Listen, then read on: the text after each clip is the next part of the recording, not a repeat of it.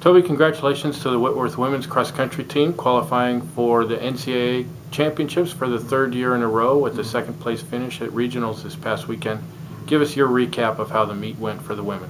Yeah, so there's about 145 women in the race. I think there were 20 teams of 7, and gun went off and Kayla Leland took the lead as she normally does. But 400 meters into the race, the rest of our ladies were all in the last 10 women of the race. So we don't get out real fast by design, but the ladies decided to go out just a little bit more conservative than usual, but also the way the course was, they got kind of caught in the back. So about 1,000 meters into the race, about 4 minutes into the race, they had moved up a little bit and they were in about 100th place, meaning Crystal, Tice, and Bailey.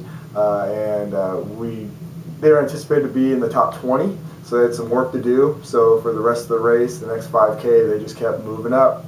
And we didn't panic. They didn't panic. One of my assistant coaches panicked a little bit. But Kayla ended up finishing well, finishing 3rd place. And then, again, Crystal, Bailey, and Tice moved up into the top, about 20th. And then Marissa was 33rd. And if we can get 5 women in the top 35, you're generally going to be a top 2 team at our regional meet and move on to nationals. And all of them earning all region honors with their top 35 finish. That's quite an accomplishment. Very few teams have all 5 of their top runners among them. Yeah, again, that's our goal, is to try to do that, because we know if we do that, we're going to have a good score. But also it's great just to have those top 5 women all receive that honor. The men's team finished in 8th place, which was higher than they were ranked in the region going in. Give us a recap of how the men's race went. Yeah, so the men's race, Combe took it out and was in the top 4 for the first 2 miles, and so he was racing kind of make it or break it, and unfortunately he broke it and kind of fell back a little bit. But again, he's still top 35, still all region runner. A great season for him and a great finish to his one and only cross country season he'll ever have as a college athlete. And so it was fun to see him kind of go for it. The rest of the guys ran much better than conference. Actually, if you take the meet and take all the regional runners out except for the Northwest Conference and rescore the meet as if it was just the Northwest Conference running that course, our team actually wins. And that's what we thought going to the conference meet, and it's kind of unfortunate that we didn't run that way 2 weeks ago, but the guys had some redemption and ran well on Saturday.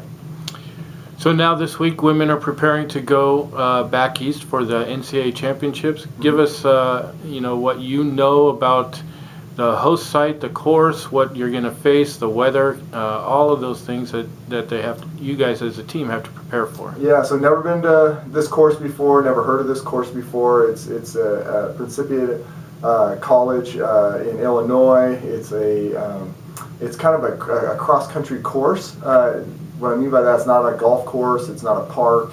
They basically have a cross-country course near their campus. And it'll be interesting. We're going to fly out there on Thursday, check it out Friday, and we'll know what it's like then. It's supposed to rain on Friday, so maybe a little bit damp, but then it's supposed to be really windy on Saturday. So that's going to change some things up too with some headwinds and tailwinds. It's kind of a loopy course, so you'll go from having a tailwind to a headwind to a crosswind. But again, our ladies, what's nice, it's our 3rd year in a row, so we have some gals with some experience, and but then we got some new gals as well, and so it'll be a fun trip.